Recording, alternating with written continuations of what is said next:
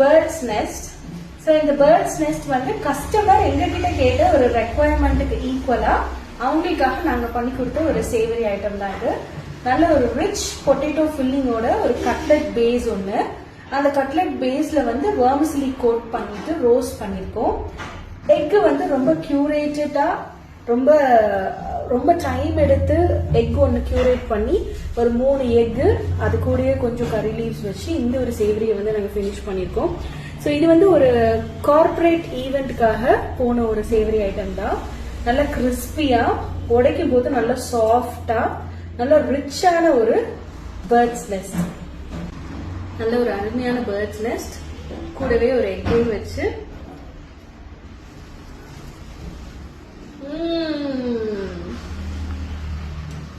crispy outside, very soft inside. A must try savory from Race Cakes.